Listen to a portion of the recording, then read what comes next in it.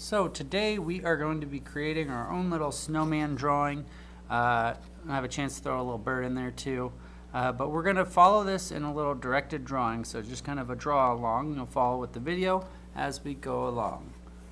So your paper is able to go up and down or side to side. Either one works. If your paper goes up and down, you're going to have more snowman and less background. And if you put it side to side, this will give you a smaller snowman, but it gives you more background. So if you wanted to put something else in your background, you would have room to add something like a tree or igloo or something in the background back there. Maybe it's just the ground, but it gives you more background. So when we do this, I'm just gonna give you the example going up and down. I'll leave this up here so we can kind of see what it is I'm trying to do while I'm doing it. So on your paper, we're going to go up to the top left. Again, it can go up and down or side to side. That's your choice. But we're going to start at the top left with the top of the hat. And this is going to be kind of like a mountain line where it goes up and then it's going to come back down. Kind of looks like a mountain. The brim of the hat is going to look like the number 7. So right here at the bottom, I'm just going to go out. And then I'm going to bring it back in the same direction this line is going. So it goes out and back in, kind of like the number 7, just a really long 7. So these lines should be parallel, going the same direction. And then I just add 2 more lines for the band on the hat. And that'll be whatever color you choose to do that later. And now my hat's done. So next up I have my head underneath.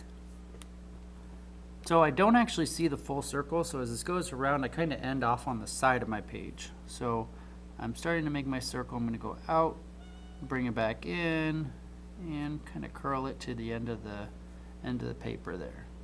Because again, it's kind of cropped off and it's kind of at an angle, so you wouldn't actually see all of it. So now we can start to add the details on the actual face. So we'll start with the middle of the face. We're going to make the carrot nose. So we're going to do a nice letter C for carrot. And then this is going to go out past my head. And I'm going to bring it back in. If you want to make it bumpier, like a bumpy carrot, go for it. It can be straight. It's up to you. We want to do this because this gives us an option for a bird to perch up there, but also kind of helps make it take up that space and kind of fill the page a little bit more.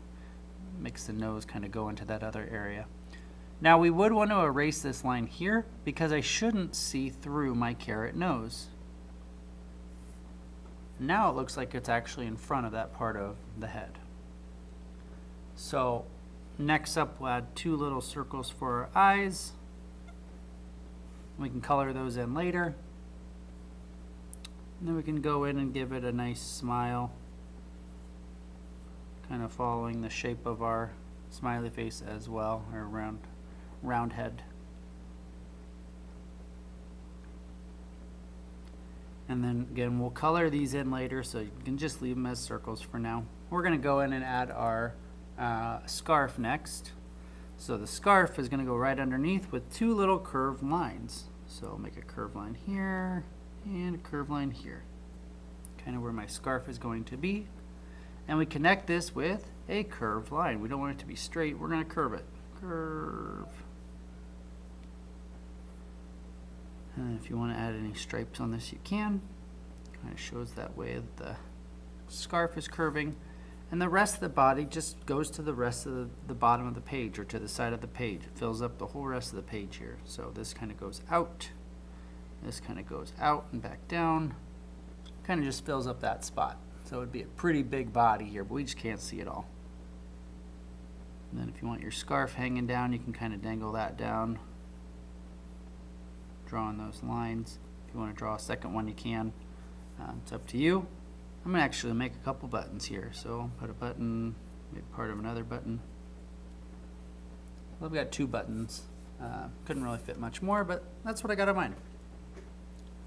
And the last thing we want to do for our actual snowman is going to give it a little arm. We can wave off to the side here. Maybe that's where the bird can hang out too. It can hang out on the arm. So the arm, I'm just going to make 2 lines that come out kind of close to each other, kind of like a stick arm.